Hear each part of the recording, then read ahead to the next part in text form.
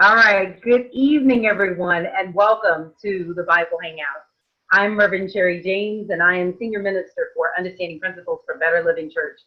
And I have been I feel like I've had a sabbatical a little bit because the previous week there was 4th of July, and then the week before that we were in Saddleback, and I wanted to come back and share with you the things that I learned in Lake Forest, California. And let me tell you, the stuff that they shared was absolutely amazing.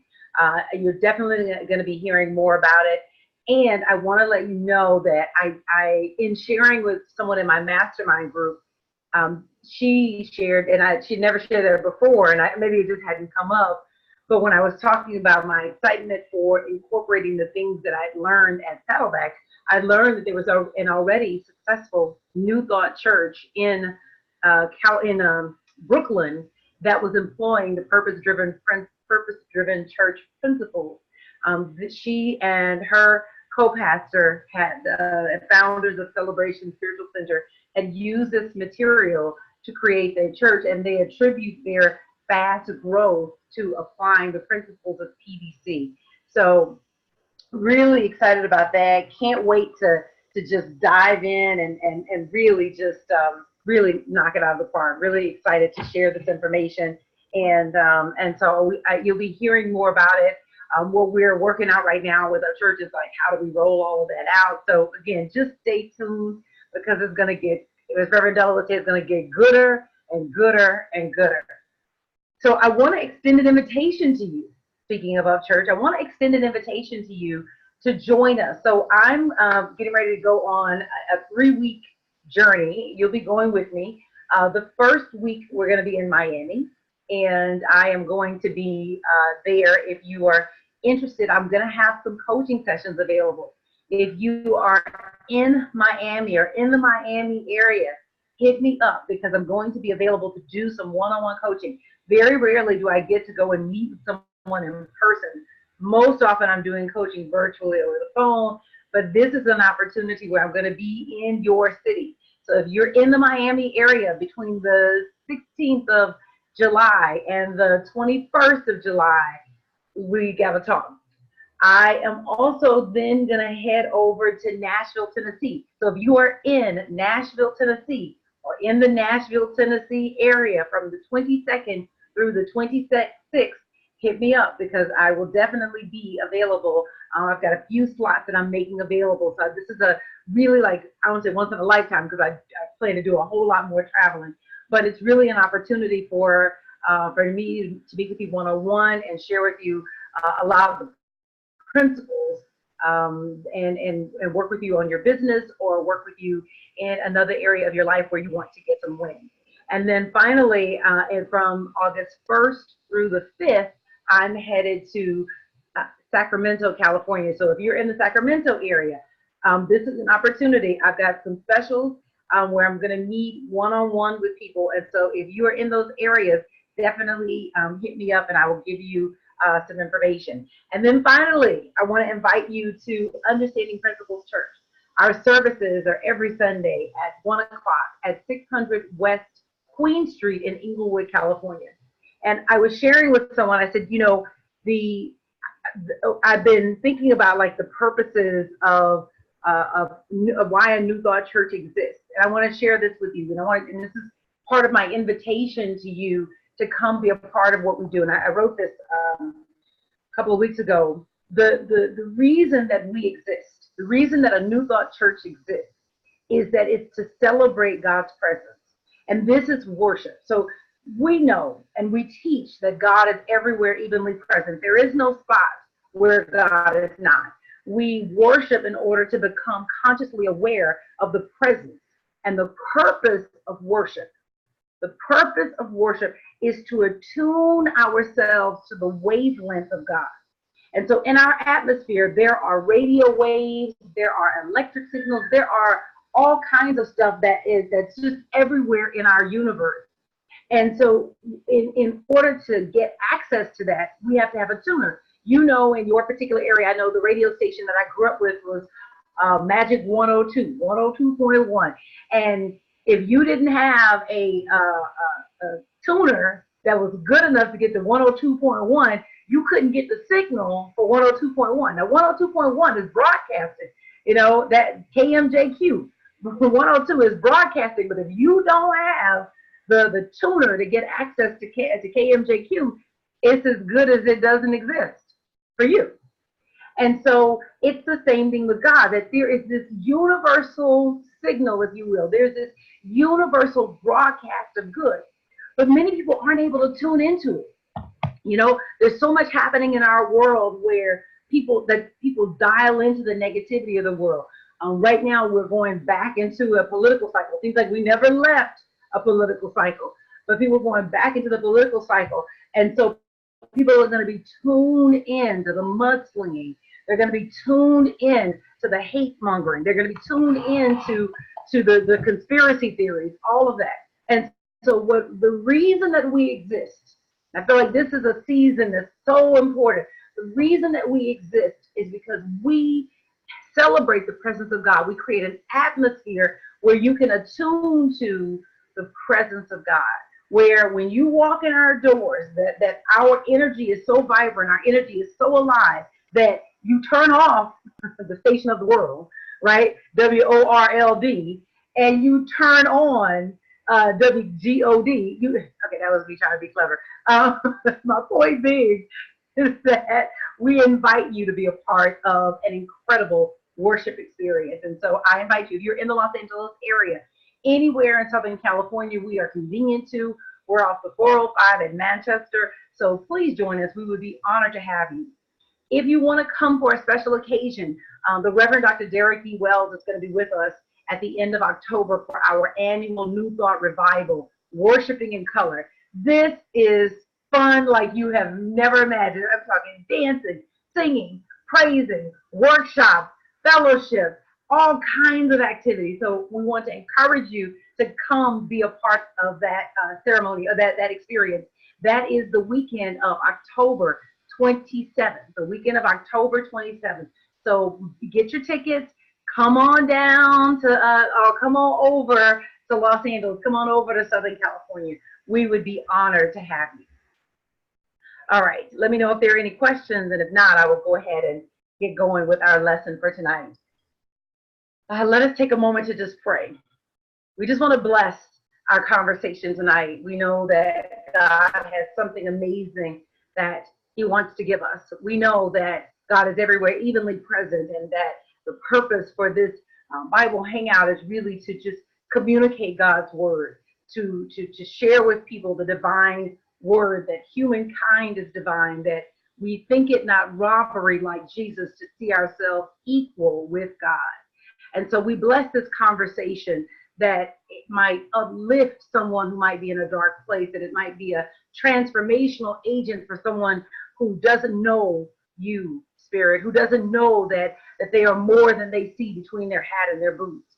And so we just open ourselves to be that vehicle through which the word is communicated. We open this conversation to be that means by which you come into expression in us. Thank you, God. Thank you for an excellent class. In the name and nature of the one that is called the Christ. It is so, and so it is. All right, time to get to it. So I want to do just a really, really brief recap, because I want to catch us up, right? Because, I mean, if you're watching this only on YouTube, well, you probably just saw the last video. But if you are here live, I want to get you on the same page. All right, so where we are right now, we are moving through the book of Exodus, and we've taken Exodus in two parts, and we've gone from the Israelites, the beginning of the life of Moses, all the way to the 10 plagues, and Pharaoh relents and says, yes, I'll let them go and worship in the wilderness. So the book starts with the book of Exodus starts with the early life of Moses. And one of the things that we said is that you can think of Exodus as a sequel to Genesis. In the Torah, there really aren't the divisions that we have. It's almost like chapters rather than, say, another book, as if there's like a change in the story. The Exodus is really painted as a continuum from coming out of Genesis into Exodus. So Moses is, well, let me back up. So what happens is that the Hebrews really prosper in the land of Egypt, and they come over because of Joseph being sold into slavery. There are these Hebrews that come during a great famine, and they're able to receive food and water and other resources, and then the entire nation moves from where they are into Egypt, and they come because of the success that Joseph created through his work for Pharaoh. And then there comes a time where a Pharaoh comes to power who does not know Joseph, does not know the history, and don't care about the history. All he sees is that there are these prosperous people who, if they chose, they could ally themselves with an enemy and overthrow Egypt. And so he presses them into slavery, and he presses them into hard slavery. And he keeps trying to check their growth. But every time he does something, they continue to grow and to multiply. And one of the things that he calls for is the killing of the firstborn son, and he enlists the help of the midwives who are birthing these the babies for the Hebrew women or the Israelite women. And the women don't go along with him. The women thwart him and say, no, you know, these women, they're so quick. You know, by the time we get there, they've had the baby and they're back up and walking. So basically, we missed that opportunity to kill the baby. So this plan doesn't work. And so he's continually trying to press them, do something to check their power. That's essentially trying to check their power. And eventually the slavery becomes backbreaking. Now, Moses, his mother, Jochebed, his father's Amram and his mom is Jochebed, they hide him until he's too big to hide.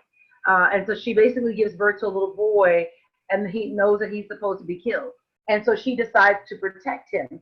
And what she ends up doing is she ends up placing him in a basket of like tar and leaves. And it says, the scripture says bitumen, and places him in the Nile River, and he floats along the river.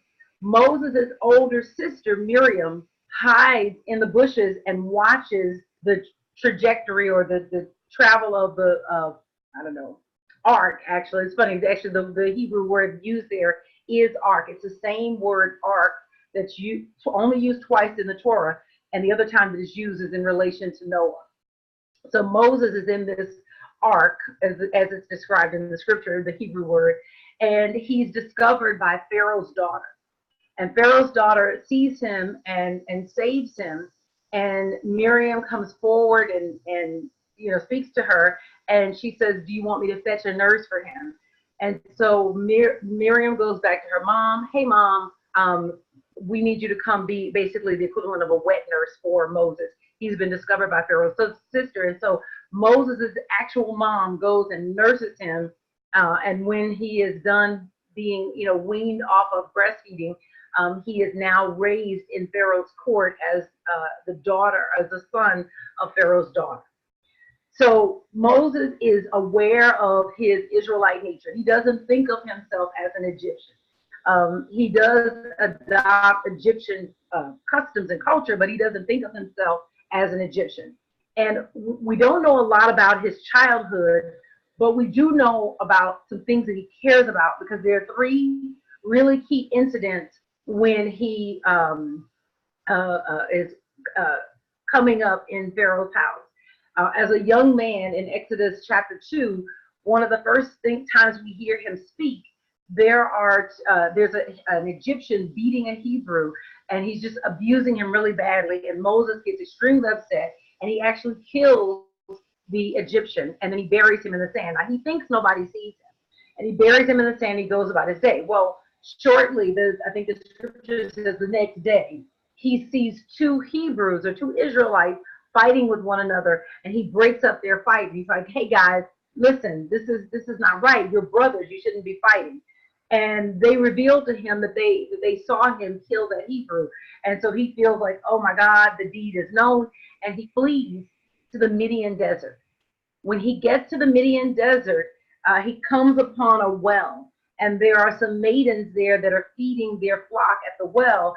And I've forgotten the Hittites, but anyway, but there's a group there that basically, it might be Canaanites, but chases off the women. And Moses rises to their defense and says no and protects them, and then he feeds their flock. Well, in that flock is Zipporah, who would become his future wife. But the thing that we wanted to notice about Moses is that he is always concerned with justice. He's always concerned with what is right. And he cannot sit by and watch injustice. He must act on it. Anyway, he spends time in the desert in the Midian desert, studying under Jethro, which is Zipporah's father, his father-in-law. And he is developing now as a young man, or as a middle-aged man.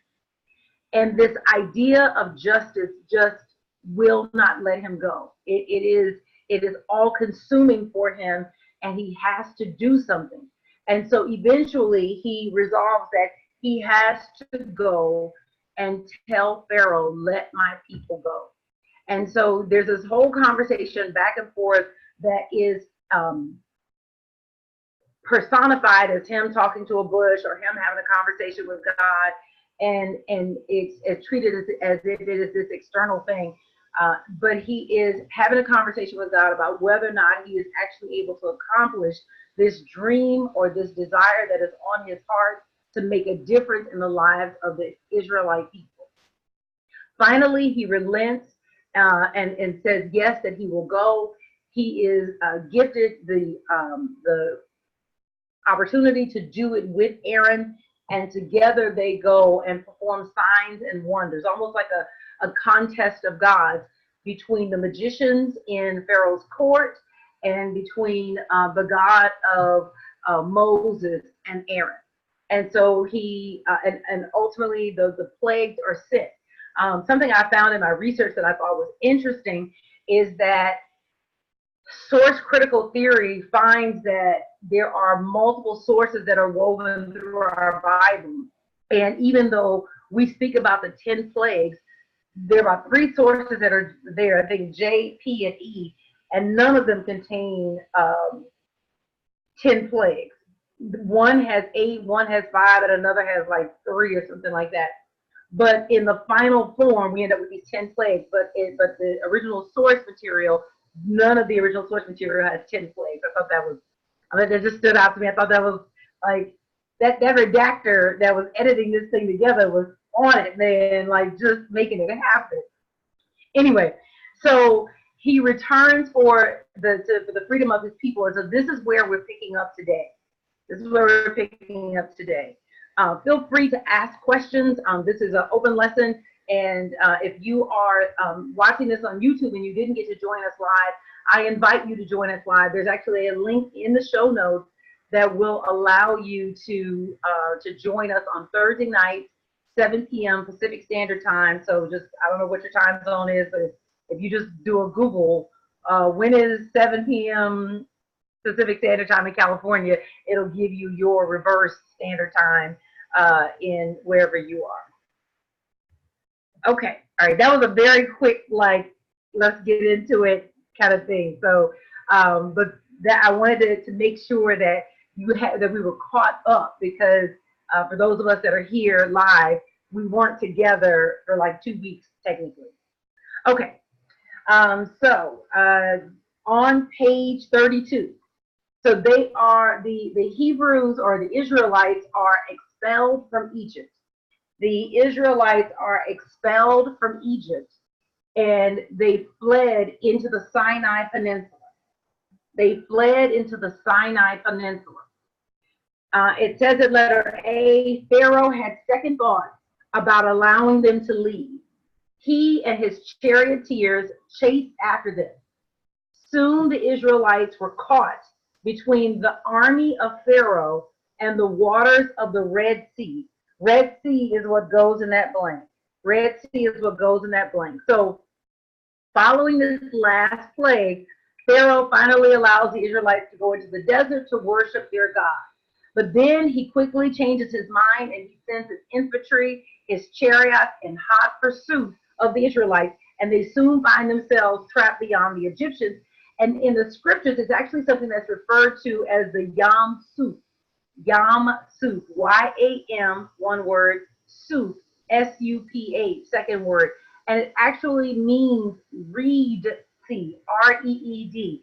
It isn't the Red Sea. That actually is a mistranslation that occurred very, very early on.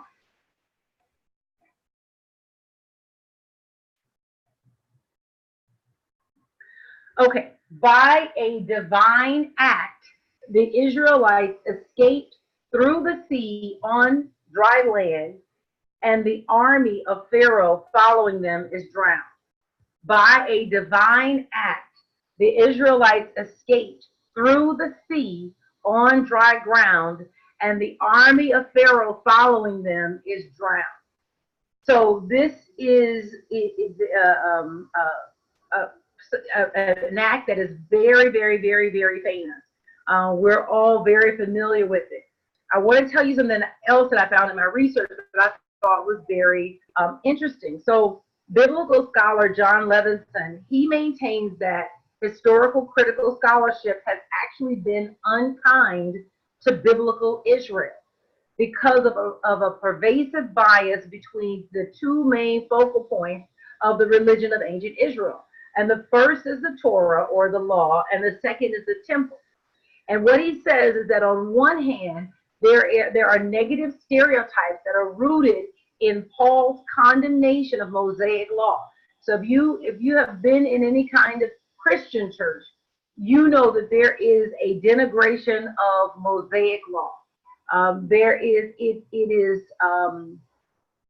taught as if the Mosaic law is backbreaking.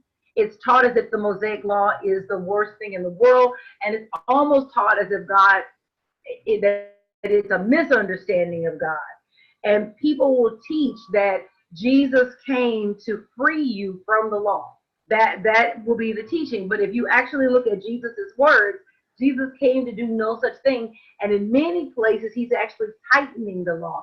He will say, you have heard that it is said that if you hate any man, and he said, look, if you just feel anger in your heart, he said, you've heard that it was said that if you covet your neighbor's wife, he said, if you feel lust in your heart. So Jesus, in many instances, is actually not letting people off the hook with the Mosaic law. He's actually tightening the screws. So that reading of the text is something that comes later. There was also a Protestant distaste for priest-centered cultic ritual that colors scholarly accounts of the temple and its meaning for Israelites. And so these biases that are so much embedded in our culture that they permeate even the work of secular scholars of the Bible. So what he's saying is that you may not even have a religious bent, meaning that if you talk to a lot of scholars, I'm thinking of a few that I have followed because I like their work. I won't call any names because I don't want nobody coming back and being mad at me. But a few people whose work that I follow, a lot of them are agnostic.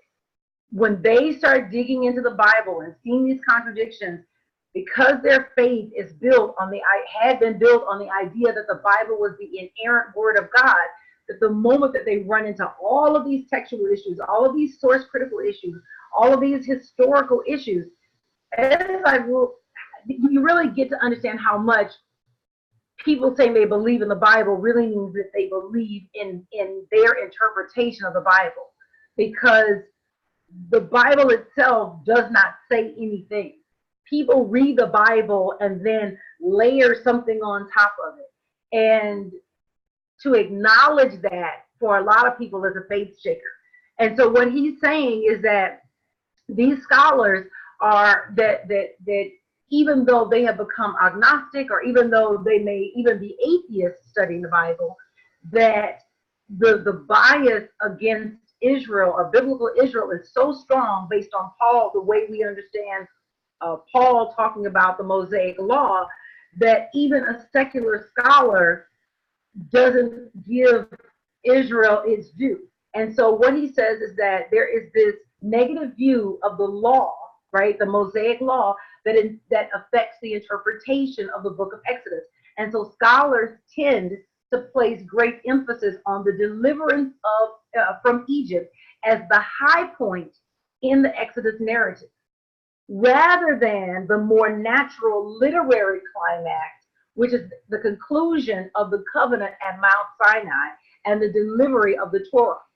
I hope this is making sense. That what I'm saying is that we've been taught, and even Reverend Mary had it in her book. We'll get to it in the next slide. In fact, I'll go to the next slide. It says, this is the most important event in Israel's historical experience, the culmination of the great work of God in delivering Israel from bondage. And what Levinson is saying is that, wait a minute. This is the deliverance was one thing, and then there's the delivery of the law. The law, one of the scholars that I was studying when I was getting ready for you today, she said the law is really may not necessarily be the best word to explain the Torah. It might be better explained as instructions. That the Torah are instructions for living. And it's very well thought out. How do you do, like it covers every aspect of everyday living. Every aspect of everyday living. And so it's almost as if it has thought out the different scenarios that you might be in. And so I want to help you stay in alignment with God. I want to help you stay in alignment with God. So anyway, I just thought that was really interesting. And I have a comment I want to get. Yvonne says, Yeshua fulfilled the law, did not come to destroy it. One of the many reasons I've left the Christian church.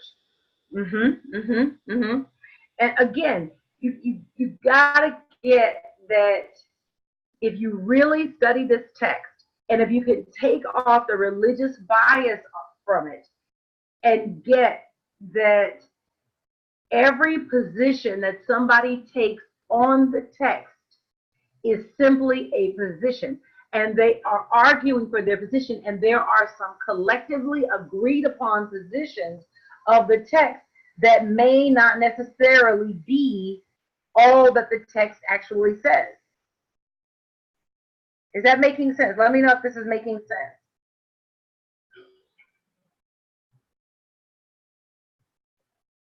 Let me know if this is making sense. That when you are reading this, that there is this there's a lens that you are looking at, and you have to consider your lens. I don't know. All right, I'm gonna trust that God is gonna make that clear. All right, let's keep going. So after escaping from, I got a comment. Hopefully that somebody says, yes, Reverend Sherri, I get it. I got it. The light bulb is on. Yes. Thank you, VJ. All right. All right. After escaping from Egypt, Moses led the Israelites to Mount Sinai so that they could meet Yahweh. The wilderness experiences of Israel related in these pre-Sinai stories included getting water from the rock at Meba, the provision of manna and quail, complaints against Moses, and then meeting Moses' father-in-law, Jethro. And so when they arrive at Sinai in Exodus chapter 19, God says the following in verses 3-8. The Lord called to him from the mountain, saying, thus shall you say to the house of Jacob, and declare to the children of Israel, you have seen what I did to the Egyptians, how I bore you on eagle's wings and brought you to me. Now then, if you will obey me faithfully and keep my covenant, you shall be my treasured possession among all the people. Indeed, all the earth is mine, but you shall be to me a kingdom of priests and a holy nation. These are the words that you shall speak to the children of Israel. Moses came and summoned the elders of the people and put before them all that the Lord had commanded them. All the people answered as one, saying, all that the Lord has spoken we will do. And Moses brought back the people's words to the Lord.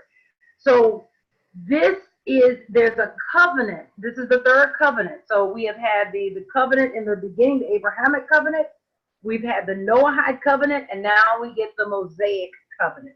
So there's an agreement relationship that's happening. Now, These covenants are up until now have been the support of God has been unconditional. And what we're going to see with the covenant with Moses is that it's conditional. If you do these things, then I'll look out for you. Thank you. Yvonne says, I like what you said about the Torah is a guidebook for living. Mulela says, so who gets to pick what lens we use? I'm African. Pharaoh could easily be the good guy in my eyes. You're absolutely right. You're absolutely right. So if there's anything that I think makes New Thought worth studying, it is that you do not have to accept what you have, the lens through which you have been given to look at the text. Here's the thing. Whether these stories are made up or not, that does not change the fact that there is a power greater than you and I. We know it by many names. We may call it God. Depending on your if you got a fundamentalist leaning, you may need to call it Jesus. Whatever it is that you call it, there is this invisible presence that transcends human experience. And there is something about it that we perceive. We may not fully understand it. It may be bigger than we are, and we try to find words to describe it, but we know that there is something there, and that something there is connected to us. And so one of the things that Reverend Mary said, and I thought it was just beautiful, she said that what you see is that even these ancient peoples were grappling with this understanding that I am more than I see between my hat and my boots. Now, I'm explaining it in the text, in the Bible, in the Torah, in the Christian Bible, that I am explaining it in terms that are suitable, that make sense for my generation. But it's still the same presence, and I'm interacting with it based on my cultural patterns, based on the things that I care about, and I'm looking at the events of my world as evidence of the movement of God. So that to me is the beauty. And if you could move off of these absolutes when it comes to the text and simply deal with the absolutes that are actually absolute, like the absolute law of gravity, right? The absolute law of cause and effect, the absolute law of what you think about, you bring about. These are things that are provable in your experience and that are always true in your experience. That if you could get to what is absolute, then all the other names, it wouldn't be so much of a hang-up. Because we're all hardwired for belief. We're all hardwired to believe in something, including atheists. There are no atheists. There's simply atheist people who haven't heard a concept of God that they can get with. But if you talk to them long enough, you'll find out what they believe in. Everybody believes in something because as human beings, we are hardwired for belief. What I want is I want people to be present to what do you believe? And then consciously choose it, not just because your mama said it, not because you're trying to run from a hell, right? You're trying to escape hell or you're trying to get to heaven. Own that I choose to believe this. And that's one of the things that I got to when I started really digging into like Bible scholarship. I was like, oh my God, this stuff is hung together with spit, chewing gum, and some thread. Like, meaning the theology. A lot of these theologies they're hung together like, essentially, you have to get to the place where you say, this is what I choose to believe. Because any one of the interpretations of the text, you could poke holes in and pull it apart. And if your faith is built or your understanding of God is built on your interpretation of God being right and everybody else wrong, you're in trouble. Because God help you if your mind expands. Your whole thing is a house of cards coming down. It is a house of cards coming down. And so your faith then must be built on something bigger than this book. I mean, they keep making archaeological digs. They keep finding stuff. They just found a skull that's older than any skull ever found outside of Africa. That's like 210,000 or 220,000 years old. They dated the skull, and which says that the migration out of Africa happened much earlier. Like they had a certain number of years that they felt like we were in Africa as a species, Homo sapiens, and because they hadn't found anything outside of Africa beyond a certain point. And so what they're saying now is that, well, wait a minute, if this skull is found where it was found, and it took a long time because they just lodged it, but it took a long time to like break the bones apart. And now that they've like found out that because it was in a cave in Europe, it's rewriting everything that we think about the world. Don't you think that as we keep going, they're going to find new fragments of the Bible? I don't think they're going to find any originals, but they're going to find new fragments. And each time, what happens? Are you going to stick your head in the sand and not have a faith, or not have, like, your faith is shaken? It's like, build your faith on things eternal. Build your faith on things eternal. And the eternal, timeless principles of God are not written in a book. They are written on your heart.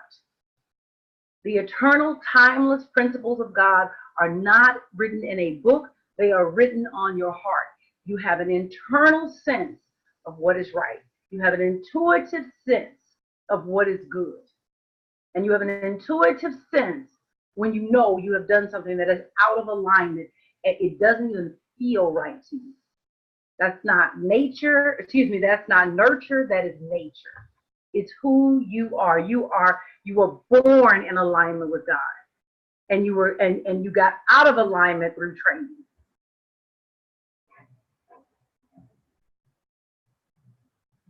Okay. So the wilderness experience, the covenant making, which takes place in Exodus, was a response to the miraculous escape from Egypt that God had arranged. In this covenant, God formalized his relationships with the Hebrews by creating a contract with them. And so essentially what he's saying is that Zion's going to be the future site of the nation's holy temple in Jerusalem. And Mount Zion in Jerusalem, it's the Temple Mount today, where the mosque is now. And so what Levinson, one of the scholars that I looked at, said, he stresses the importance of the covenant, the way the covenant is put together. So there are ancient Near Eastern parallels to this Sinai covenant of the Bible, especially Hittite treaties that date to 1500 to 1200 or so. And there are also Assyrian treaties in about the 8th century, but they are in many ways continuous with what you find in the Hittite treaties. And these treaties are between a suzerain, someone who's the god, if you will, or the ruling party, and a vassal. And if you remember, we talked about the suzerain treaties before, and the suzerain treaties are between a suzerain, but it's the one who has the power and the authority, and a vassal, the one who has to do what the suzerain says. And what he details are these following 6 elements, right? So first, there's this preamble, and that is found in every one. And this is where the suzerain identifies himself. And this is what God says: I'm the one that brought you out of Egypt. Second of all, there's generally an account of the historical circumstances that are leading to the treaty. So there's some kind of historical prologue, and then we usually have some set of stipulations and requirements upon the vassal generally. And then there's generally some type of arrangement, either for the publication of the treaty or its deposition, its safekeeping in some sort of shrine.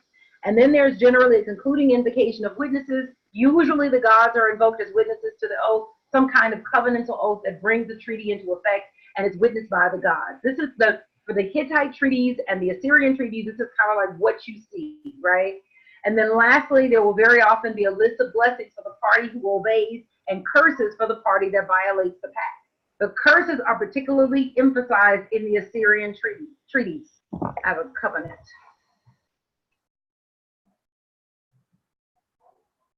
Yvonne says, it is a heart issue. Hallelujah. That what initially drew me to the Torah was a cultural awakening of who the Hebrew people really are. This is my walk. Absolutely. 100%. Absolutely. And that's the thing. It's personal. All of it is deeply personal. And so it cannot be dictated to you by a minister. It cannot be dictated to you by friends. It must be an in one through one type of relationship that is developed. And so you have to be free to discover what is yours and mature enough to know that what is for you may not be for somebody else. And it doesn't make you right and them wrong, or them wrong and you right, or whatever. It means that each of us has our own relationship with the divine, and God is as diverse as all of the different peoples on this planet. So the Ten Commandments, or the Decalogue. Decalogue is what, ooh, this is a beauty. We're supposed to say Decalogue. Decalogue. I wonder if I can fix that. I'm gonna try to fix that, y'all. That bothers me. Okay. Decalogue. There we go. Okay.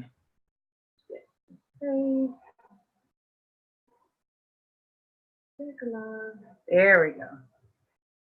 Okay.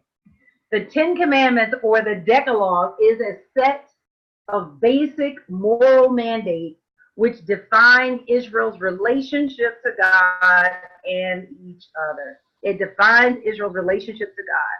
So why does it matter that Israel understand its relationship with God? And why does it need to use this covenant as a vehicle for expressing its relationship with God, this vehicle of a suzerainty treaty? Well, according to Levinson, the use of a suzerainty treaty as a model for Israel's relationship to Yahweh expresses several key ideas. First, the historical prologue that's so central to the suzerainty treaty grounds the obligations of Israel to Yahweh in the history of his acts on her behalf. So it's grounded in a historical moment, right? And what that might mean about her perception of God. Second, the historical prologue bridges the gap between generations. Israel's past and present and future generations form a collective entity. Israel, it's an Israel that collectively assents to the covenant. And even today at Passover, ceremonies everywhere, the Jews are reminded to see themselves as if they personally came out of Egypt and personally covenanted with God. And so the historical prologue, thirdly, explains why Israel accepts her place in the suzerain vassal relationship. Like why Israel would choose the subservient, if you will, relationship in this treaty. Israel's acceptance of a relationship with God doesn't stem from mystical introspection or philosophical speculation. This is what Levinson is saying. Instead, the Israelites are affirming their identity and their relationship with God by telling a story whose moral can only be that God is reliable. And so the goal is not, Levinson says, ultimately the affirmation of God's suzerainty, meaning God's authority in a purely verbal sense. The point is not mere verbal acclaim of God as a suzerain or God as an authority. He points out that the affirmation of God's suzerainty or God's authority is rendered in the form of obedience to the commandments, not a mere verbal acclamation. So it's not just saying that God is supreme. I'm demonstrating God is supreme by my agreement, my following of the instruction that we've been given. And so observance of God's commandments is the theological end of history, right? Unless we recognize that the road from Egypt leads inextricably to Sinai, that the story of national liberation issues in and is subordinate to is, I'm losing my place. Unless we recognize that the road from Egypt leads inextricably to Sinai, that the story of national liberation issues in and is ultimately subordinate to the obligation of God's covenantal stipulations and observance of his laws, then we run the risk of doing what has been done for so many centuries now, of reading Exodus as first and foremost a story of miraculous delivery, rather than the story of a relationship which is expressed through the obligations to the observance of specific laws, commandments, and instructions. What am I saying? I'll back up. What I'm saying is that this reading of Exodus is about the establishment of a relationship. It is not simply about this miraculous discovery. It is about the Israelite people affirming that God is supreme, and I demonstrate my understanding of that supremacy through the following and the observance of the instruction that he gave. It's not just what I say with my mouth, it's what I do in my body. There is a praxis. And what is interesting, this is a side note, if you go and you look at Jesus, there's a great book. I don't know if I have it on my shelf up here. It's called Meeting Jesus Again for the First Time. Okay, I don't see it immediately. Meeting Jesus Again for the First Time. It is an excellent, excellent, excellent book. The reason I love this book, and we should study it at some point, and is that when you really look at Jesus, Jesus is giving a praxis for adhering to the Mosaic law. And he's basically saying, come out of the lip service and get into the doing of this. And so, and Marcus Borg shows this so well, that it is so much about the practice. What is your practice of the presence of God? What is your practice that proves what you say you believe? And this is also, as a side note, what New Thought is about. It's not just the proclamation of God as supreme. It is what is the practice that you do on a daily basis. And so you'll come into our centers, and one of our principles, one of our key principles is practicing the presence of God. Practicing the presence of God. So we are interested in not just being hearers of the word, but actually being practitioners of the word in our daily lives. And so we speak about it as prayer, meditation, and silence, but that prayer and that meditation and silence is not an end of itself. It is simply a jumping off point that's meant to get you into right action. So I don't pray just to pray. I pray so that I can get my doing to be in alignment with ultimate being. I meditate so that I may hear the voice of God within me and follow it up with my behavior, that I'm seeking to act in alignment or act in cooperation with this universe. That is my first and my foremost priority, to seek first the kingdom and its right use. And then everything else will take care of itself. On the page, so in Exodus chapter 20, you will find the ethical decalogue. And in Exodus chapter 34, you're going to find the ritual decalogue.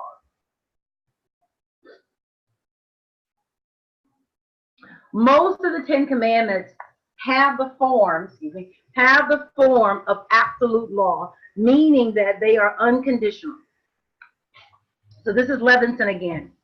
So the suzerain vassal model, right, the authority subject model for a treaty, which the Decalogue is, has further implications. So Levinson and other scholars point many of these out. And just as the ancient Near Eastern treaties specify that vassals of a suzerain are to treat other vassals of the suzerain well, right? It's a relationship, to love one another as yourself, right? That Israelites are bound to one another then as vassals of the same suzerain, that this treaty doesn't just put me into relationship with God, it puts me into relationship with everybody else, right? And we are to treat one another well. And so covenant in Israel becomes the basis of social ethics. Covenant in Israel becomes the basis of social ethics. It's the reason God gives instructions regarding the treatment of one's fellow Israelites. So the suzerain vassal relationship, it grounds the social ethic within Israel. Also, just as a vassal cannot serve two suzerains, two masters, right? Pretty explicit in the treaties. You owe exclusive service to your suzerain. So the covenant with God entails the notion of Israel's exclusive service of Yahweh. The assertion, the assertion uh, is not that there is no other God, but that Israel will have no other God before Yahweh. The jealousy of the suzerain is the motivation for prohibitions against certain intimate contact with non-Yahweh people, because these alliances will end up entailing recognition of the gods of these people. And so the covenant with Yahweh will also preclude alliances with other human competitors. If Israel serves a divine king, she can't, for example, serve a human king. And that's an idea that's going to express itself in biblical texts, as we're going to see later on, that are clearly opposed to the creation of a monarchy in Israel. So when we get to the place where the Israelites start demanding a king, when we get to Samuel, when the Israelites start demanding a king, there is this resistance to having a king. Because in the suzerain treaty, you can't serve two masters. Either you're loyal to God or you're loyal to the king, but you can't be loyal to both. Not everyone was on board with the idea that Israel should be ruled by a king. And so there are texts that will object to the creation of the monarchy by King Saul and King David and so on. And then there are also texts that are going to object to alliances with any foreign king, or subservience to any foreign king, whether it's in Egypt or Assyria or Babylonia. And so subservience to a human king, native or foreign, is in these texts considered a rejection of the divine kingship, which is the ideal, the exclusive kingship of Yahweh. And it's seen as a breach of the covenant. And so this, you'll see this play out again in the Christian Bible with the relationship to Rome. And it's saying that this is why it's important to paint Jesus as being God or the Son of God or all of that, because again, this suzerainty treaty that's been established, so you can't have two kings. So if Jesus is king, then is God king? Like, what is that relationship? And so you see all of these mental gymnastics that happen to try to explain that. It's also a big deal then for Rome to have a king, and for the Hebrews to then call themselves subject to that king. And so you see Paul railing against that. No, Caesar is not our king. God is our king.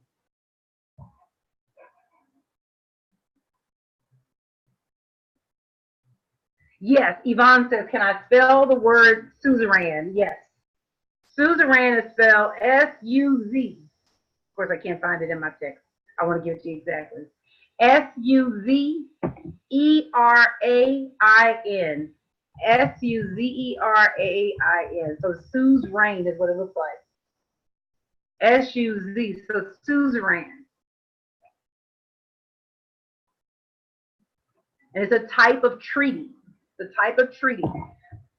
What you're seeing is that in the formation of the Israelite religion, that they are drawing from elements that are in their culture. So this treaty looks like a traditional suzerain treaty like you would find of the Hittites or of the Assyrians. And it has all of the characteristics, and there are some changes. There are some changes that are made, but the basic form is influenced by these people that they were in contact with. And so there is this national identity that is forming, but it is forming in the context of the people that they are around.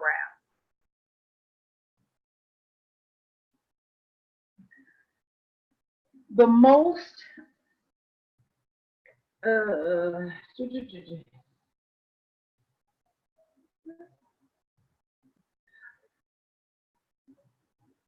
okay. That's up to you. Okay, let's stop that share and fix that.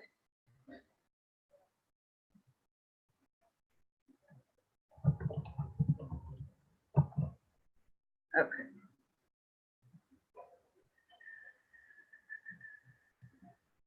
Okay. So for the priestly writer, the covenant, the Suzerainty covenant or Suzerainty treaty, established with Israel at Mount Sinai was foundational. We just explained that because that what it does is that it puts you in relationship with God and it puts you in relationship with your fellow man, right? That and even when Jesus comes along, he actually summarizes the treaty, the understanding of the law in two ways: love God and love your neighbor as yourself, and that's Matthew chapter 22, right? So what the priestly writer is saying that it is a foundational relationship. It's as Levinson points out, it's grounded in the social ethic. It's how we do things, right? And so I may not even form relationships with other people because I've got this treaty that says that I can't muddy up, I can't take a chance on becoming influenced by somebody else's God, because thou shalt have no other gods before me. So the most important aspect was the receiving of the gift of the tabernacle. So the book of Exodus closes with the construction of the sanctuary. And when the sanctuary is completed, the text says that the presence of the Lord filled the tabernacle. And so this is a sign of divine approval. And there's this long section where we have the receipt of the instructions for the building of the temple. And then we have an actual account of those instructions being fulfilled. Not the temple, the tabernacle. Sorry. It's just a tent structure at this stage. So receiving the instructions and then the actual construction of the tabernacle that extends from Exodus 25 to the end of the book, Exodus 40. But it's interrupted in Exodus 32 by the account of the Israelites' apostasy with the golden calf, which is a great and very ambiguous story. And it actually becomes one of Israel's greatest, this moment of Israel's greatest glory is also to be a moment of her greatest shame. So, but this tabernacle, that once it's completed, God's presence comes into the tabernacle, and it is this sign of divine approval that even with the mistake that was made, there is God, that God is acknowledging that I am pleased with you, with the way that you have followed my instructions. And so much writing was devoted to the tabernacle design, excuse me, and to the tabernacle's design and construction, because the main duty of the priesthood was to facilitate the meeting of Yahweh and his people. This was how you met God. You came to the tabernacle because God's presence was localized, lived in the tabernacle. The tabernacle had a second meaning or a second name. The tabernacle also referred to as the tent of meeting. So it could use the tent of meeting or the tabernacle, one or the other. And it was a portable tent shrine which served as God's place of residence among his people throughout their wilderness travels. And that concludes the book of Exodus. Any questions? Any aha moments?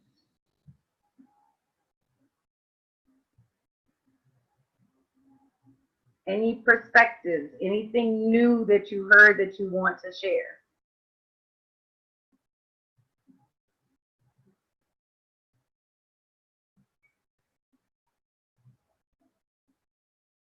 Great. So those of you that are taking this course for credit, for continuing education credits, I want to mention that assignment number 3, class activity number 3 needs to be turned in.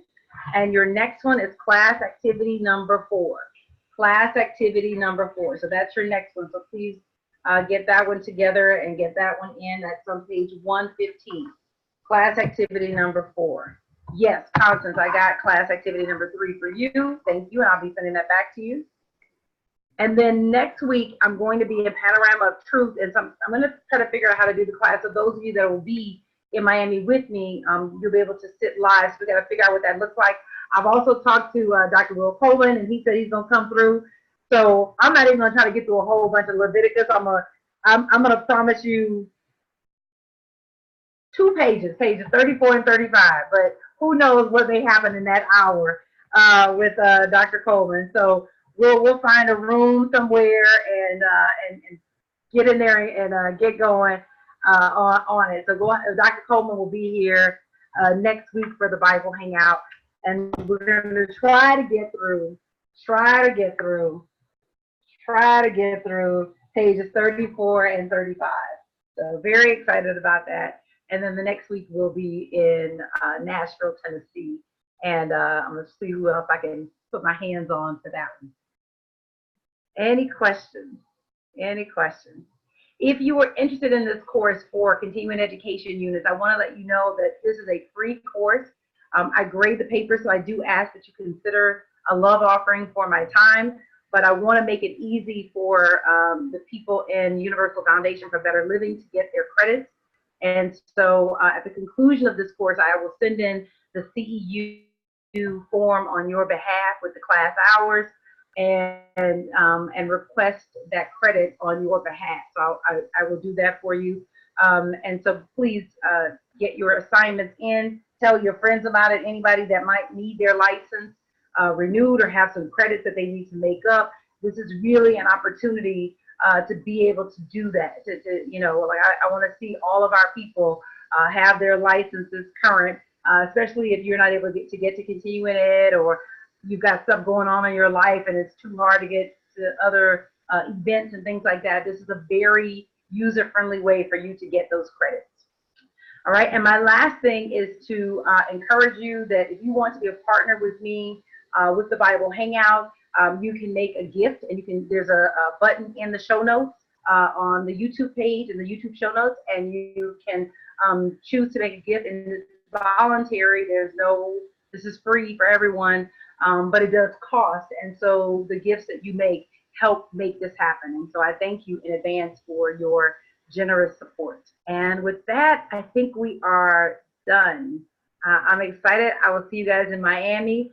Please look out for that coaching. If you want to get together in Miami, I would be honored to see you and to work with you, and for us to have some time together and help you really make a quantum leap on your goals and on the things that are important to you. All right. God bless. You guys have a great evening.